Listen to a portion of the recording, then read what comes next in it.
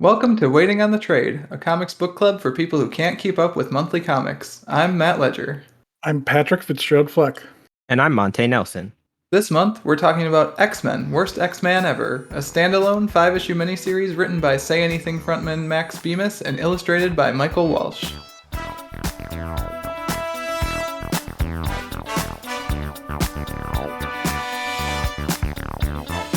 Now, in case you need a refresher, Worst X-Men Ever is the story of Bailey Hoskins, a mutant whose power is that he can blow himself up. But just the once, because then he'll be blown up and dead. As Bailey enters the X-Men's world, readers get to experience the world through his eyes, with some knowing nods to continuity and past stories along the way. I'm really impressed I made it through that intro. I've been forgetting words all day. It's really good. So I know, right? So we'll get down to our discussion points in a minute, but first I wanted to welcome our first actually new guest host in a while to the podcast. Monte, welcome to the podcast. Welcome, Monte. Thank you. Monte is 1/3 of the SJW Comics Book Club, which is a podcast that we are friends with. And he is here for part one of our epic crossover. Monte, do you want to tell the people a little bit about the SJW Comics Book Club? Yeah, so it's a podcast that I do with two of my friends, Veronica and Melissa. We've been friends basically since middle school, and eventually we just decided to start talking about comic books and record ourselves doing it. I'm not really sure why. We just thought the world needed more of our opinions, I guess. It's basically the conceit of this podcast, too. Yeah. So we try to approach comics from like a progressive standpoint and a social justice standpoint, but we really do mostly focus on the stories rather than just like a bunch of really in-depth discussions of social issues, although that definitely happens. There'll be some episodes where we just talk completely about the story and nothing about that. So yeah, we release episodes once a week, and it's a good time. So jealous of your guys' ability to Once a week. Oh my gosh. We don't have that kind of fortitude here at Waiting on the Trade headquarters. There once was a time, Yeah. but no. Yeah. It does get a little bit hectic, and we might eventually scale it back a little bit. But right now, I think we've been going for about 1.5 years, and we've been able to keep it up. So Nice. Yeah, congrats. Yeah, and I've listened to quite a few episodes of the podcast and would definitely recommend it to people who enjoy this podcast, which is the reason we're doing the crossover event in the first place. So you guys release weekly and you talk about a lot of books. What made you want to bring X-Men Worst X-Men Ever over here instead of saving it for your guys' podcast? So I guess one of the core like things about our podcast is that I read a lot of comics, at least Marvel comics. So I'm a little bit familiar with like the characters and continuity and stuff, especially X-Men. And Veronica and Melissa didn't really read comics all that much before we started the podcast. So it just seemed like because it is so Easter eggy, I guess you could say, it just seemed like it wouldn't really fit very well with our show and what we do there. So yeah, I could definitely see that, given that there's a lot of like wink wink nudge nudge in this one, right? Like there's a lot of hey, do you get the joke? So and I'm curious as we go through, because like the way I think I would stack our X-Men knowledge probably before we have a discussion is probably you at the top, Monte, then me, and then Pat. So I'm interested to see which jokes Pat and I especially didn't get. So we'll see. But I think I cut. Well, now I am super nervous. No, don't be nervous. No, like I got most of them. I overall like the book. So sometimes up top we're just like, hey, did you like the book or not? I liked the book. I think I might have liked the art more than the story, but I liked both for sure. Pat, did you like the book? I too enjoyed the book, yes. So there we go. Don't be nervous. Yeah, I guess, Monte, where did you start with your X-Men knowledge? Which was your first X-Men comic you got into? I think the first one that I ever like the first actual comic that I read was probably something from Claremont. Um, Mm. like his first run, the classic Claremont run, not the Extreme X-Men or the other stuff that came later. But I think my actual introduction to it, like my introduction to the team wasn't in the comics, it was the animated series. Oh, Um, absolutely. Yeah. yeah, which I was a really big fan of when I was a kid. And then there were also the movies that came out in the early 2000s. And I don't Mhm. think I actually started reading the comics until after both of those. So after I had watched the animated series and the movies. And then Sure. eventually I was like, I'll actually start reading the comics because it's actually interesting.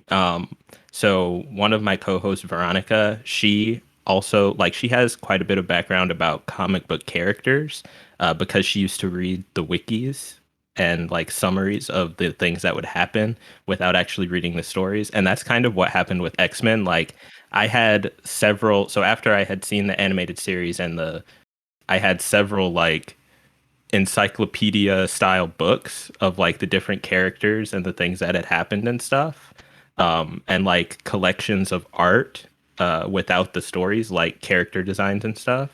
Sure. So I would like read those things and look at those things without actually reading the stories. And I don't think I actually started reading the comics until like high school, which was probably like 2008, 2009. So, Nice. Yeah, I had a bunch of those. Like, I think they were like the visual encyclopedia or whatever. I think DK was a publisher mhm. that put a bunch of those out, and like I had the X-Men one and the Spider-Man one and the Batman one, and those were all very cool. Like the Batman one had like a cutaway of the Batcave. That was one of my favorite things. Yeah.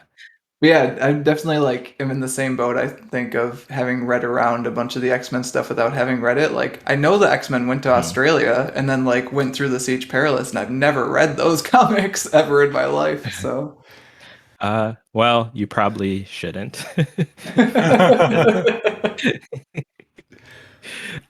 I love the viable. X-Men, but I'm not gonna sit here and pretend like all of the stories are great. Oh no, if you've No, got a history as long as the X-Men, there's no way they're all bangers. There's no way. no. As long as Yeah. 51% of them are good, right? Yes. I do think most of them are good. And the ones that are good are very, very good. So, Right. at least to me. So you said in your discussion notes that this has just been kind of on your list of X-Men comics to read for a while. Like, where did you hear Mhm. about this book? I don't even really know. It just seems like it's all like it's just been in the background for a very long time. I couldn't even tell you where I like first heard of it or anything, but like I would see it on Reddit. Um, there's other podcasts that would mention it. People would recommend it to me, but I just never, it was just, you have that, it's like the white whale. Like you have that thing that you know you should do or you know you should get and you just but once you like now I've read it, so now it's been read, it's Yep. done, it's over.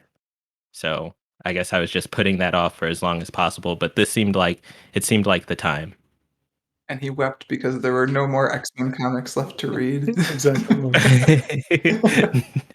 No, I asked because I had kind of the same or a similar experience, not so much as like seeing it other places, but when you mentioned the Reddit thing, like I see panels and pages from this book pop up on Reddit all the time. It feels like it's a very Redditable comic. Like people will pull out that Xavier page where he's talking about the dream, or they'll pull out like the montage page where Bailey's hanging with X-Force and stuff. Like there's a lot of like X-Men meme panels I think that end up on comic book Reddit.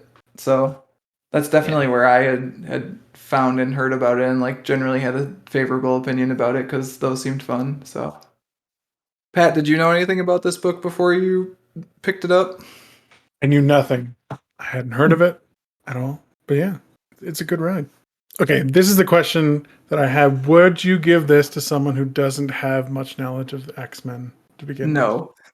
Absolutely not. Okay, well, Matt has an answer right away. There you go. Well, actually, I thought about that. Like, that was the first thing I wrote in my discussion notes. Actually, it was like, I don't think I would give this to a new X-Men fan, even though I think it's kind of trying to like work as a story that is for people who aren't that familiar with the X-Men? Yeah, I mean, how are you classifying new X-Men fan, I guess? So that's a good question, actually. So, like, if you're someone who's in Monte's shoes, where like you've seen the animated series and you've seen the movies, like maybe then yes, I would give I think this that's to you. probably enough. I think the movies give you enough base knowledge to like recognize the characters. But like at the same time, you're not gonna know who the Purifiers are. You're not gonna know who Quentin I don't know Quire who the is. Like, Purifiers are. yeah, I know, but like, who did you think those people in the black suits with the white crosses were in issue 2 or whatever that was? I think that was issue The one two. with the Sentinels? I don't know, just bad people. Yeah, it's probably fine. Just bad guys. They don't have X's, they have Yeah. crosses. They're bad. Yeah, I think that I probably would suggest. I don't think I would suggest it to someone who has never read comics, period, or who has like no knowledge of who the X-Men are at all. Sure. But even if you just have like a cursory knowledge, like, so I think that the actual like story uh, behind all the jokes in this is relatable enough that it would resonate with anyone. I'm not saying it's like the best story ever written or like it's super profound or anything. But I think that the story would resonate with people enough, and the book itself is enough fun, like outside of the Easter egg jokes, that I probably would, even if you only have like a passing knowledge.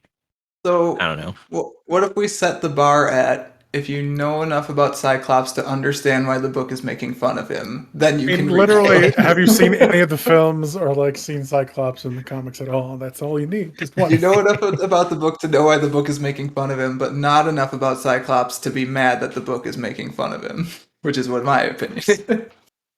And I do agree with your point, Monte, that the story itself is good enough and like the story connects with you enough that it carries you through the rest of it, and it doesn't really matter whether you get the jokes on most pages, I think. So, And the story itself works on different levels, right? Like the base story is an outsider feeling like an outsider, even when he's a rebel. Like he's the rebel of the rebels, basically. He doesn't fit anywhere. But at the same time, you can see another layer of it sort of poking fun at the trope of X-Men and the mutant being rejected from society kind of thing. But you don't need to necessarily see it that way. You could just see it as the base.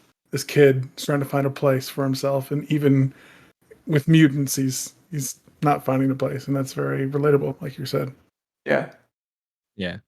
I do really love that bit. It's early on in the book when he's talking to his parents about being a mutant, and he's like, "Oh yeah, the X-Men. I know them. Like, they're great. They shoot lasers out of their eyes." And like, that would kind of be what teenagers think about mutants in the Marvel universe, right? Like, mutants are supposed to be this like crazy ostracized group, but like, the X-Men are the public face of mutants in the Marvel universe, and X-Men are really cool. Turns out. So that was an Yeah. interesting panel. I actually, so this is something that I was really kind of, well, I was not really. Let me walk that back. I was kind of excited to talk about. Um I don't want to get too crazy, and Sure, yeah. no. It's your But first appearance. You can say really for second. yeah. I'll come back a few times before I get into reallys and varies and all those. But so with that panel in particular, because I think Matt, you brought it up in your notes as well.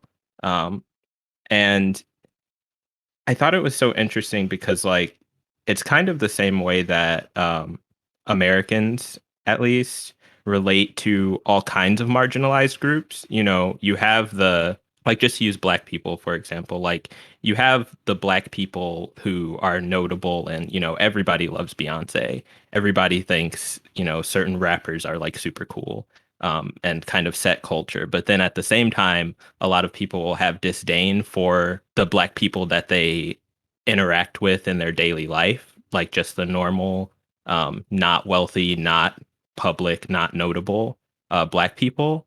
And I feel like I don't think that it's necessarily intentional in the X-Men, at least not for every writer, for them to be using that as an allegory, but I think it does work really well, and it always makes me think of that.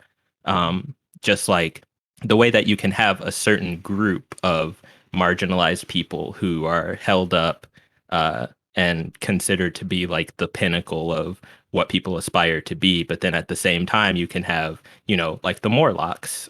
Nobody wants to be a Morlock, or the freaks in Mutant Town when that was a thing. Nobody wanted to be them.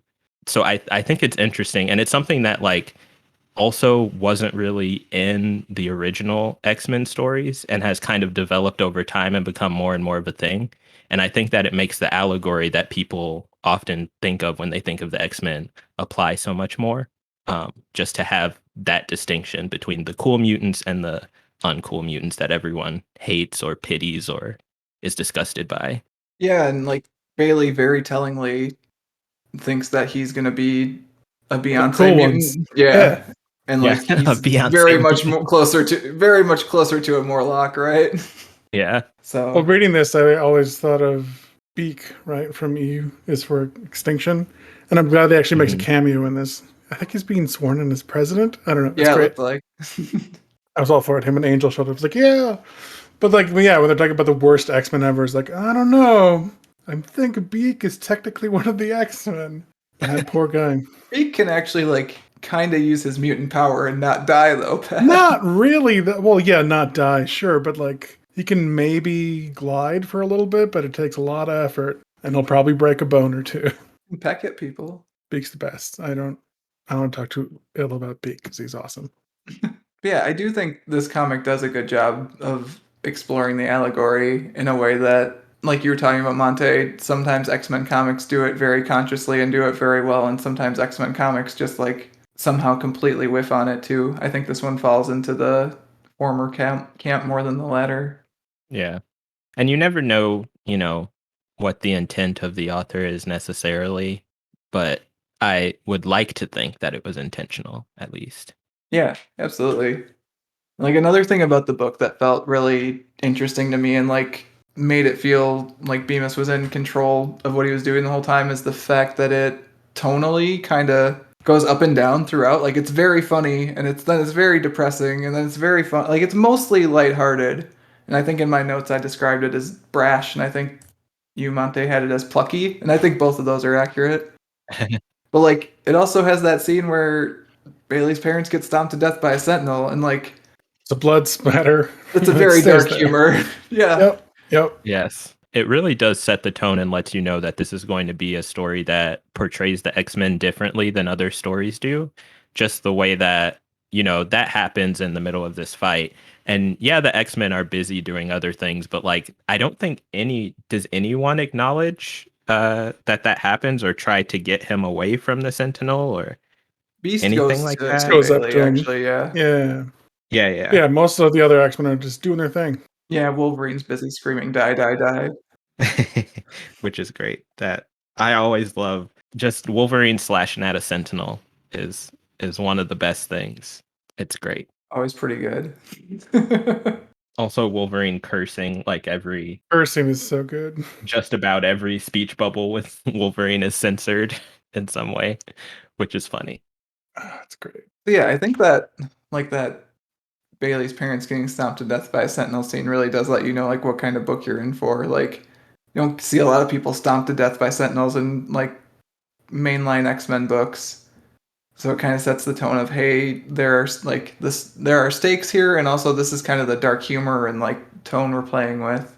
I guess are there other high points in the book that you guys wanted to discuss? Like what were some of your favorite moments in the book? I mean, I love whenever they made fun of Cyclops. Okay, not Get every out of time. here, Pat. Go Not home. every time.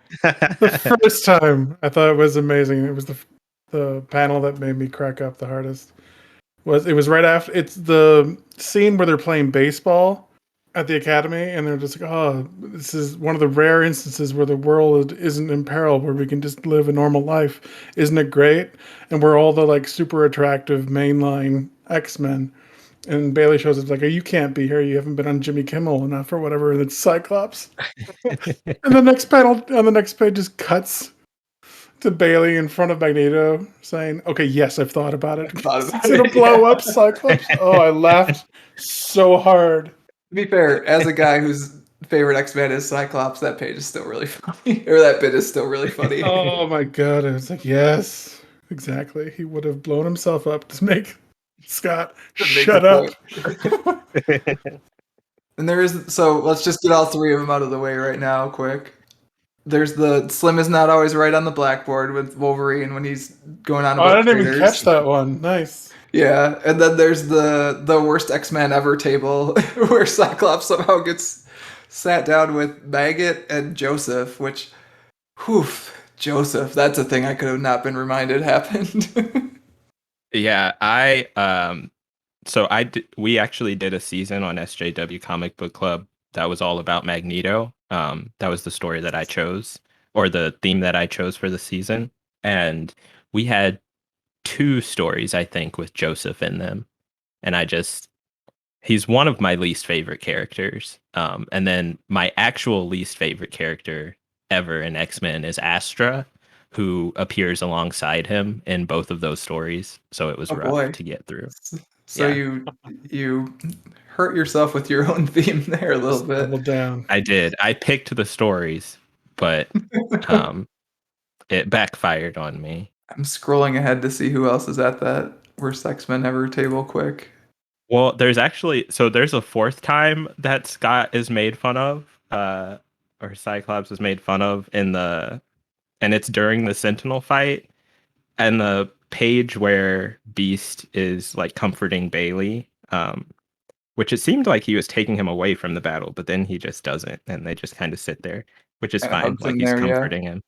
Yeah. But in the background, you see Scott like blasting the leg of the Sentinel, and then he just strikes a pose in the next page for absolutely no reason because he hasn't moved at all. He just decided to strike a pose. And I thought that was pretty funny. Seems correct, honestly.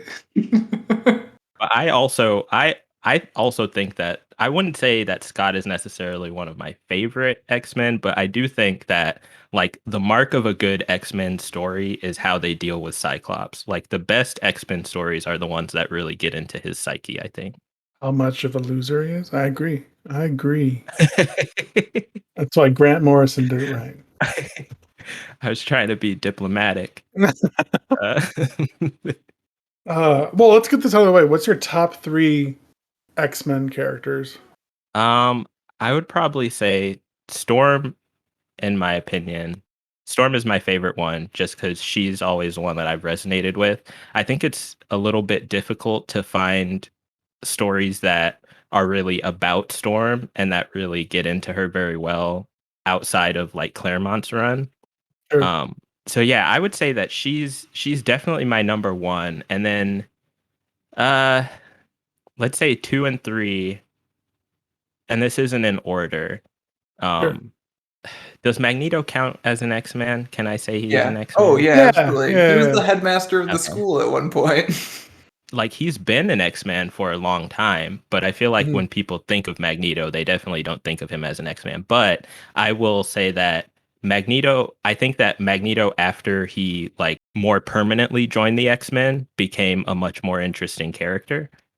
So I'll say Magneto. And actually that is in order. Magneto is number 2.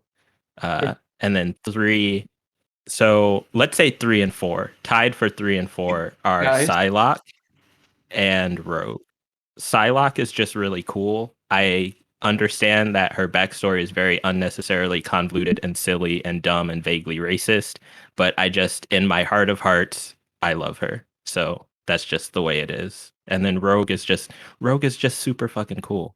Like Rogue's the Can't best. argue that. I was gonna say, I feel like people have done a lot of really interesting things with some of the problematic stuff in Psylocke's background. So like, not Hmm. all bad. Like it's let people have a lot of interesting like discussions on and off the page at least. So there's that. Yeah.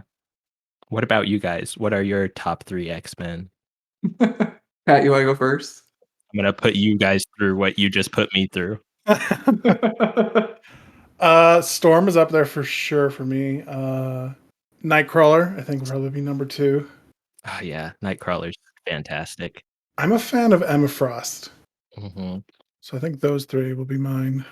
That's the real question. Emma Frost or Jean Grey? I feel like it says a lot about a person which of those two you gravitate towards. Yeah, I mean, it's interesting at this point that Cyclops is basically like, why not both in the comics? But I think I also prefer Emma, honestly. Just like, I think their relationship is so much more interesting because he's like very much the straight-laced Boy Scout for the most part, but like also like very much has to keep himself in check. And Emma is the other way, where she would potentially be like probably a bad person, but has to keep herself in check. So like those two, like the fact that their personalities and like the inclinations of what they would do are so very different, but they have common like goals and like an attraction to each other is really interesting to me. I really like that relationship. I mean, So like Emma, despite Yeah. her poor taste in men. So yes. I okay. I like both Emma Frost and Jean Grey. I probably also prefer Emma Frost. Just because I think Jean is really cool. And I think it's interesting that like both Emma and Jean have the same kind of internal conflict. Like both of them have that pull towards doing bad things or doing things that you might consider bad. With Emma, it's internal. Like with Jean, it comes from an external force because it's the Phoenix, but like that's also a part of her, and a part of her like desires and what she wants to do.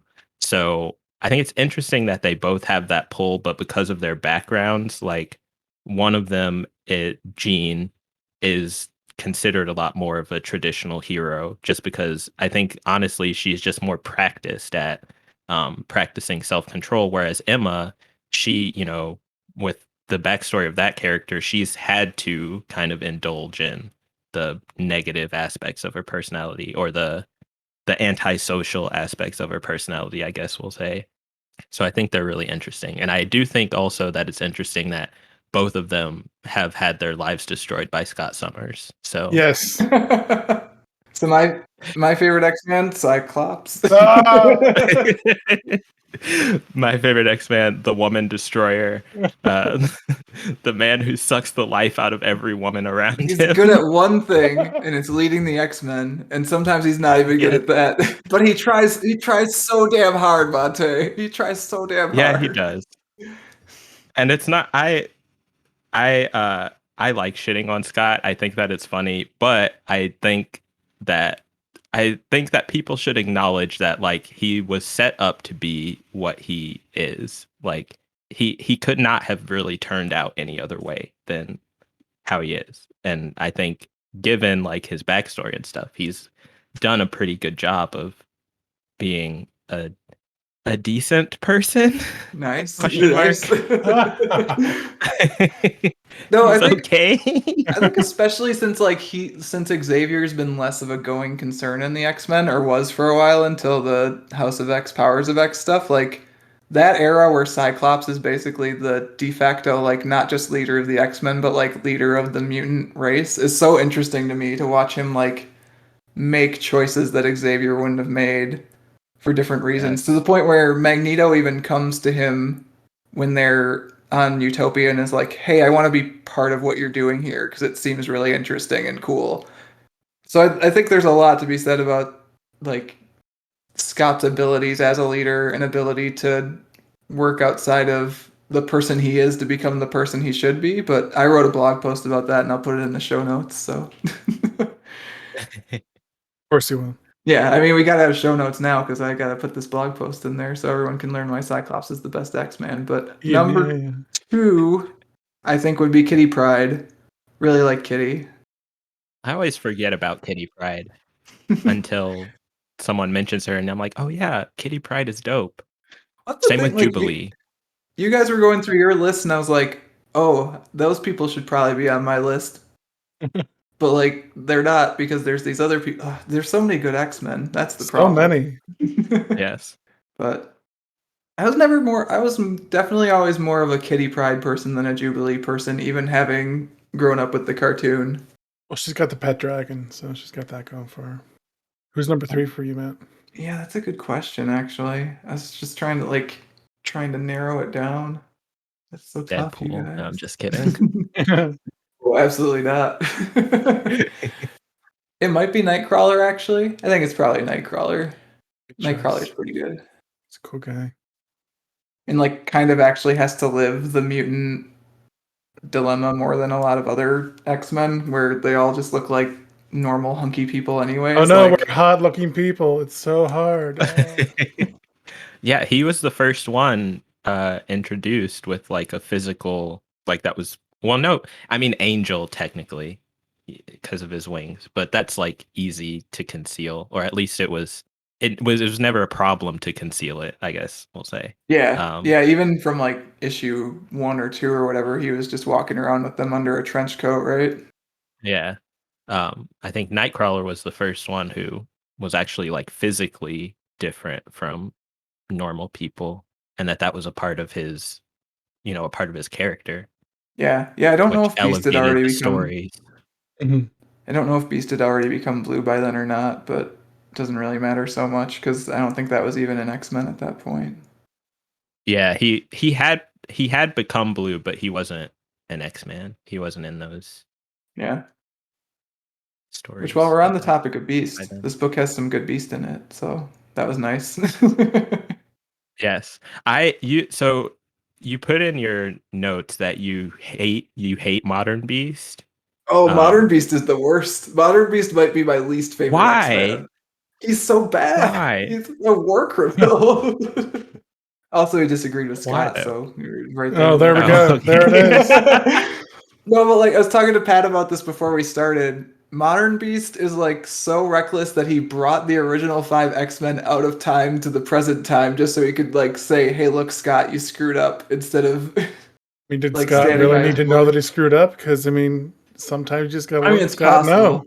And at the same time, I think in recent issues of X-Force, Beast basically genocided a race of, oh, what was it? It was like it was some sort of like not quite humanoid like race that Beast just basically like was like, "Oh yeah, they're dead now." It's like, "Oh, okay, Beast." Like he's made so many bad choices recently that he's basically unsavable. Now I'm looking up why is Beast the worst. Hang on. But Monte, you clearly disagree. Well, no, so my concept of Beast is it kind of stops, I guess, at Wolverine and the X-Men. So as you bring up these other things that have happened more recently, I'm like, oh yeah, he did do that. Yeah, he did that too. Um, yeah, that was a mistake. Yeah, it is So more. It is a relatively recent phenomenon that Beast is the worst because Beast was one of my favorite X-Men in the cartoon too. Like I like nerdy Beast. I like Beast saying big words, but I'm Kelsey just Grammer? Who doesn't like Kelsey Grammer? Come on. there is also the bit I'm scrolling through an article that is literally titled "The 10 Worst Things That Beast Has Ever Done" on comic book resources right now. Nice. There was the bit in New X-Men where he pretended to be gay, which was, I'm sure, actually just an editorial decision that they forced Morrison to walk back. But Wait, does they? I didn't even know they walked that back. I got to reread it, I guess. yeah, he walks that back by the end of that run. He's talking to Scott, and Scott's yeah, like, "Dude, you're not gay though, right?" And Beast is I like, think "Well, it's yeah, like but you know." literally the same. It's like literally the same story arc, I think. Like Yeah, it might it's be by the end of only that story. Yeah, Beast is no good at this point. Yeah, I Which is wouldn't why I I love wouldn't seeing necessarily Beast in say this he's one one. of my favorites, but Oh, I was just saying it was nice to see him in this one, like portrayed in a way that felt accurate and good to me. Like it reminded me why I used to like Beast. So that was nice. And I think that's the thing that this series gets to do that's really interesting is it just gets to make its own versions of every single character. So it gets to be whatever Max Bemis thinks is the iconic version of each character and like Max Bemis's Cyclops sucks and Max Bemis's Beast is great and Max Bemis's Professor X is actually like really good, which that's another character that I know you wanted to talk about, Monte, who has maybe been put through the ringer in recent days.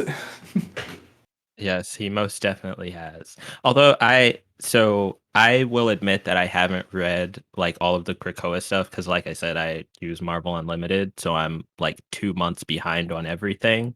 Um, with like a few exceptions where I'll read recent stuff. But I feel like the Krakoa stories, at least up to where I am in them, um, do a pretty good job of characterizing Xavier as not a villain. It's still like I don't like Xavier as this Machiavellian sociopath. I don't understand. I think the decision to change the character in that way is so cruel and unnecessary. And I wish it hadn't ever happened. Xavier as a character, he was introduced as this, you know, father figure to all of these disadvantaged children, literally. You know, he founded a school so that he could keep kids safe who were mutants. He uses his wealth like over and over and over again to benefit mutants and like individual mutants, not even necessarily, you know, the way that Magneto would necessarily use his wealth, where he's trying to build this nation of mutants to rule over everyone else. He I just feel like Xavier's original character was so grounded in empathy. And then around when did Deadly Genesis come out? Like 2004, 2006, somewhere That around sounds there. It right. was Yeah. just, yeah, somewhere around there was just like this decision to be like, so you know, the character that had this endless well of empathy who was he made a lot of mistakes but was always trying to do the right thing. We're just going to take that second part out of his character and we're just going to say he made a lot of mistakes and that's it. He just makes mistakes. He doesn't have empathy. He doesn't care about people. He picked this group of children and just sent them to their death without a second thought. Like that's it's so cruel. It And sucks, it right? doesn't And yeah, and it doesn't even necessarily give an actual criticism of the character because I feel like a good criticism of Professor Xavier focuses on like his hubris and his arrogance, where he thinks that he always has the answers. And even if you're an empathetic person, that, you know, is a dangerous way to be. So I feel like you don't have to remove the empathy from the character to make that criticism. In fact, I think it makes the criticism less meaningful if you just make him a bad guy. yeah, it's so easy to look at a character like that who's supposed to be a good person who helps others and see like all the ways you could pick him apart. And that's not like you're right, that's not interesting. It's not super interesting to just be like, "Oh yeah, actually he's just a jerk with no shades of gray in there at all." Yeah. The thing that I kept thinking about in relation to that is there's these comics from around the time of the Onslaught era where I think it was a Scott Lobdell thing, which sounds right. They revealed that like Professor Xavier was secretly into Jean when she came to the school. It's just like that doesn't need to. That's nothing. Uh, Like what the heck? We don't No. need that. So like, and that's way before Deadly No. Genesis. So it's just it feels like such an easy button to like an easy button to push in the X-Men story generator is just Xavier is bad and it's not useful and it's not really great for the series. Yeah. I think it definitely does kind of erode. Uh, there are a lot of things in recent times that I think have made X-Men stories a lot better. Things like Utopia, things like, as much as I hate to say it, focusing on Scott. But uh, there are also a lot of things that have made the stories worse. And I think that so many writers being so eager to trash Xavier is one of those things. Like, just leave him alone. Like, if you don't want to write about him, then just, you know, don't. You don't have Yeah, to. even Astonishing, which Xavier's in for like all of 2 issues, gets in on the Xavier dunking because it talks about the fact that That's he the had danger, right? he had Danger chained up in the Yeah. danger room as a sentient being. I hate that storyline so much. I Yeah, there's really like Danger and I like that it gave us that character, but and I like Astonishing overall. I think it's really great, but I could have done without that. I don't see why Xavier had to right. He know could that have it was easily going just on. not known. You don't have to dunk on Yeah. him. Didn't have to go out of your way to do that. So Because it's like all everybody has blind spots and I think it would be so interesting to say, you know, here's this guy who does everything he can to do good things, but he also makes mistakes and they have disastrous consequences, you know. That's real. Like that's actually something that a lot of people can relate to. Not to say that there's not, you know, monsters in the world who do horrible things and don't care about it. or who do horrible things on purpose. But I think it's a lot more common to have people who are well intentioned, but they make these mistakes that have consequences they didn't expect.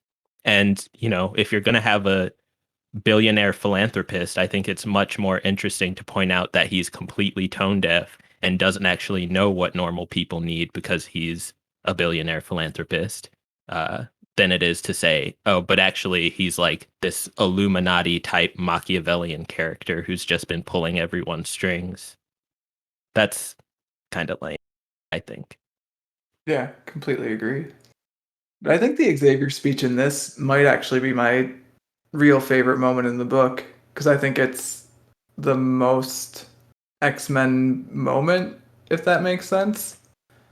I think it Yeah. does the best job of encapsulating like what the X-Men like as a group in the comics and like as a concept are about.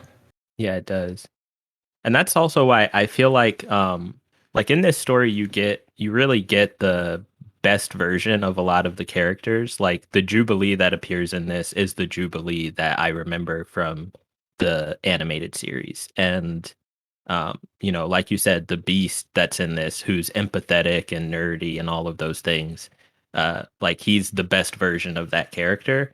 Um, and that's why I think that I would recommend this to someone to read, even if they're not deep in the lore of X-Men, because you get the best version of it. And then with the Xavier speech, like you said, you get what the X-Men at their core are about, which is just fighting for their survival. I think I'm coming around on that point actually, where as long as you've like have a cursory knowledge, like you know the guy sitting in that wheelchair is Professor X, I think you're good to go. And the rest of it maybe you'll appreciate on a second read after you've read a bunch of X-Men comics. Yeah, it could be like a Yeah. gateway. Yeah. Yeah, I'm coming around on that one. No, I was gonna say the one person that the comic dunks on that we haven't talked about yet is Gambit. We can all agree that the comic should dunk on Gambit, right? Because Gambit's just like deserves it. Yeah, I feel like he's a character that was made to be dunked on. Like that's the point of him. He's sleazy, just his Yeah, character. he's a sleazeball. He's a big old sleazy dude. Yeah, the book understands every single character in the book, which even if it's Mhm. poking fun at the characters, it knows enough about the character's core to know the best way to poke fun at them. So it's always like it's never even the digs on Cyclops are like they're not like this character is terrible. They're like they're still laughing kind of with him than at him. And the Gambit ones are the same way, I would say. So we haven't talked a lot about the art in the book. What did you guys It's think about so the art? colorful. The colors. Oh my gosh. It's great. I think the style of art really fits the type of story that's being told. Like this is an X-Men story, but it's sort of like a parody of an X-Men story at the same time. And I think the loose style, the thicker lines and the bright colors really help illustrate that this is sort of don't take this super seriously. This is just sort of like a fun romp through the X-Men universe. We're gonna poke fun at Yeah, it's Marvel very itself in whimsical. this. Yeah. Yeah, and it does almost feel animated on some pages in a way that, again, if you're a person who's just coming at it because you watched the animated series in the '90s and then you wanted to pick up an X-Men comic you heard good things about, I don't think you'd be unhappy with this artwork, that's for sure. I was trying to look to see if I'd read anything else by Michael Walsh, and apparently I have read the Tom King, Gabriel Walta, and Michael Walsh Vision series from Marvel, but I don't remember Michael Walsh doing pages in that series, so that went well. But I had also looked at some pages from a Justice League Black Hammer miniseries he had done, and those look good. So I have to check out some more Michael Walsh stuff in the future. Yeah, for sure. On our podcast, we don't really talk about art very much just because like I feel like we usually just bring it up if we like it, and like how good it is, which, the art in this is great.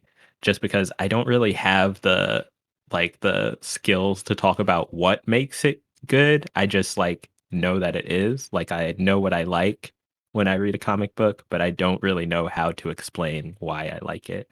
That It's can be just super tough, actually. Like as yeah.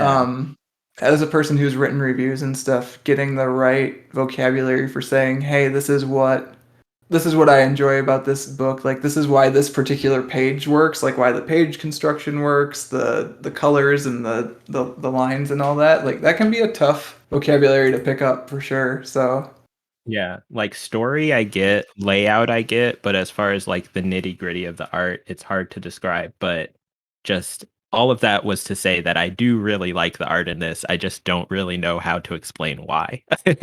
yeah, and I think that's fair. Like that's a valid reaction to have to a comic book for sure, right?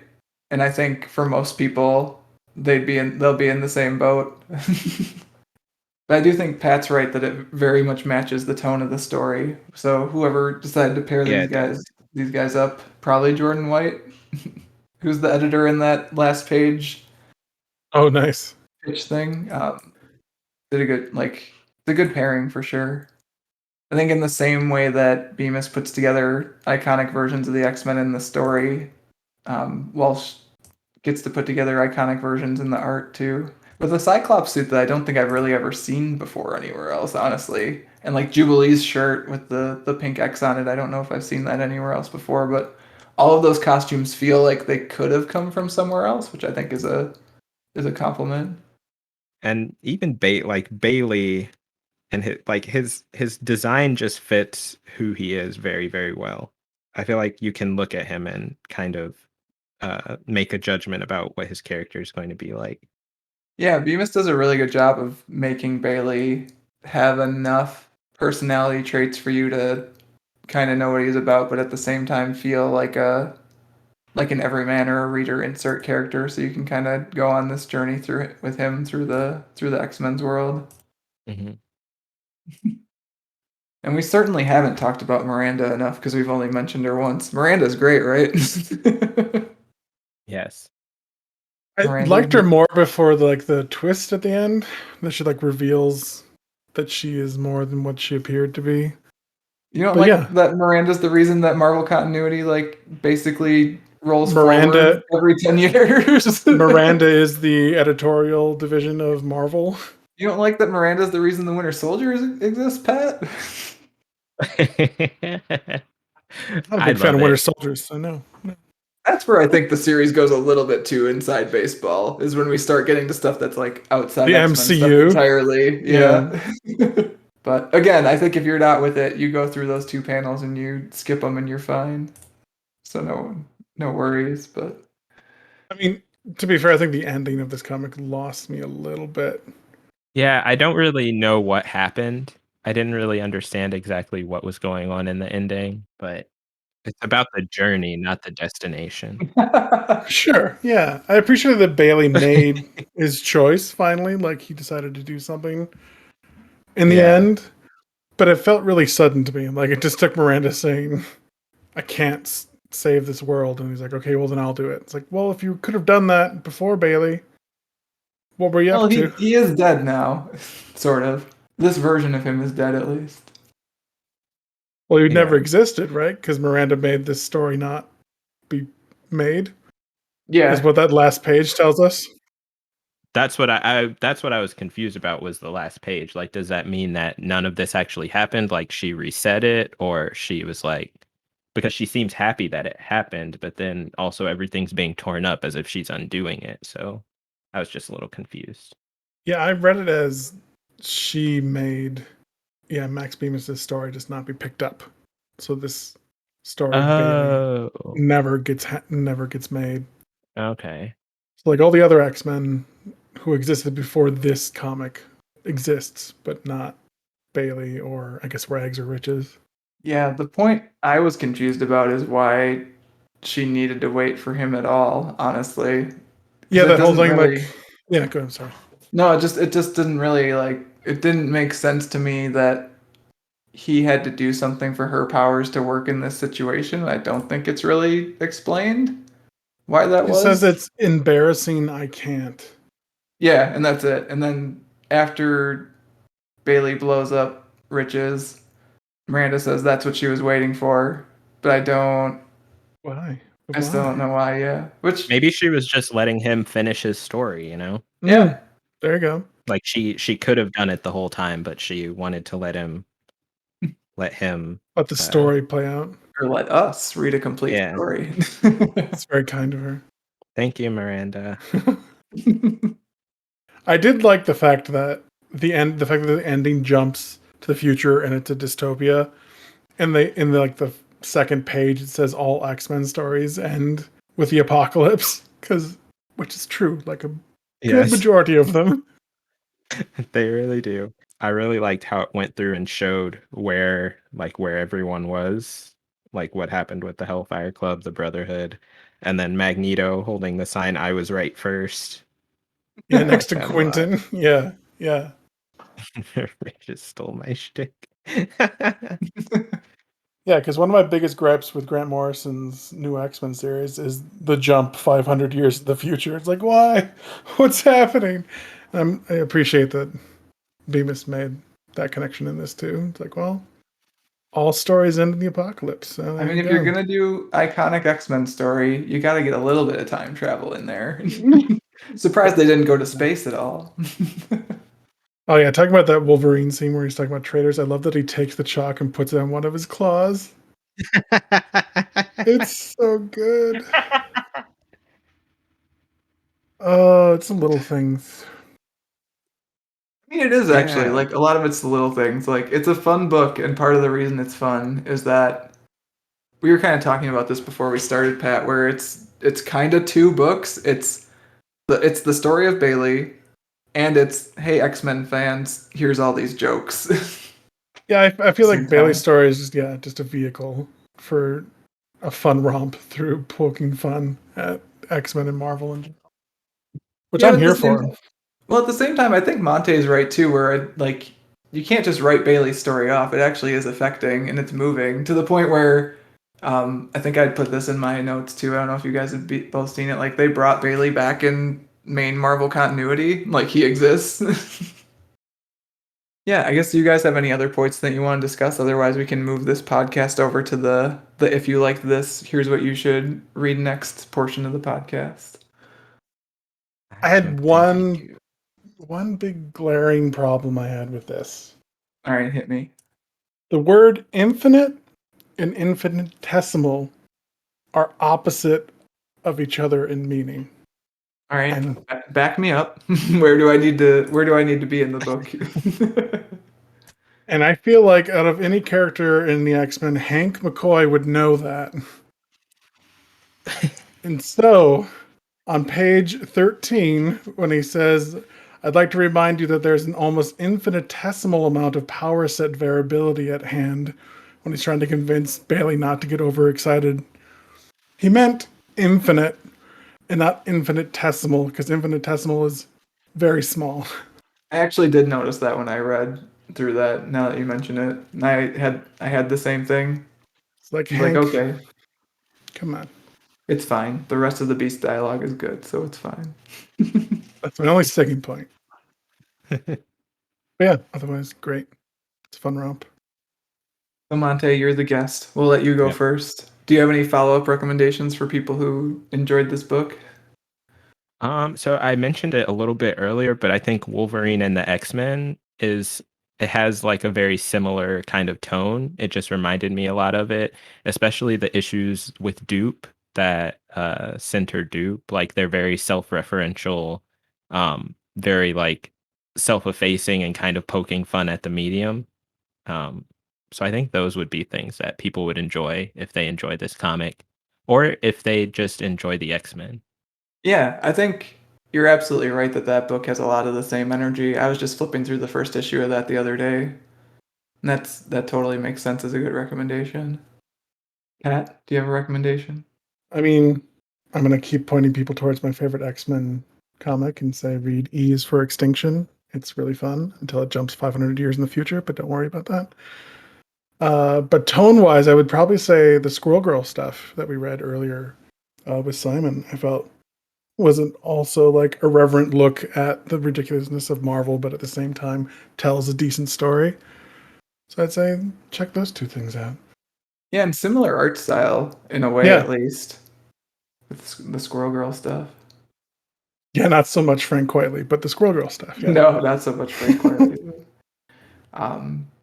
My recommendation was going to be the Wade and Cassidy Astonishing X-Men run, which this is the second week in a row that I think I've Why you gotta recommended. keep bringing up the bad I know. people I in think I've comics? recommended a book by a creator that maybe you don't want to read their stuff currently. So again, your mileage may vary on that, but that X-Men run to me is also kind of similar in tone to this. It's not quite as brash and energetic as this or the Wolverine and the X-Men stuff, but I think it's in the same wheelhouse of if you have a cursory knowledge of the X-Men, you can start with that run and it understands the characters really well.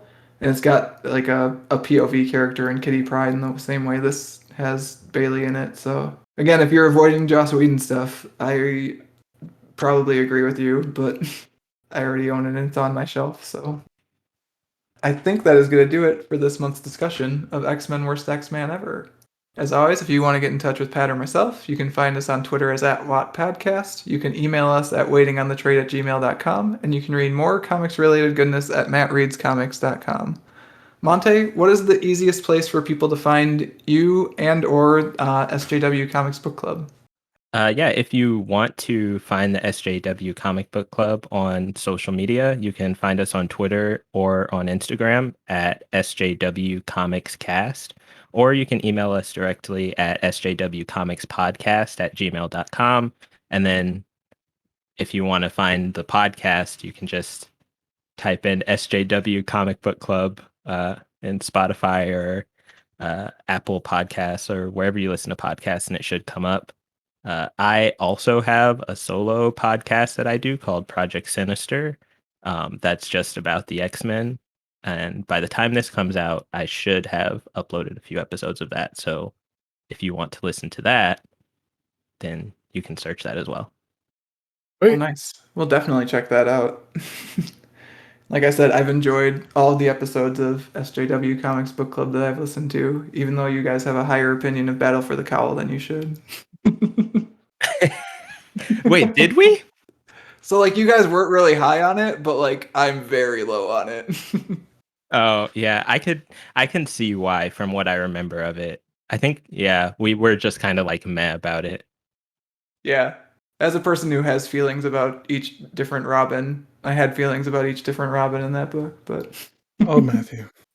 Monte, thank you for coming on to talk X-Men with us. It was a real treat. I'm really happy that we have started this epic crossover journey. And listeners, be on the lookout for part 2 in the SJW Comics Book Club feed.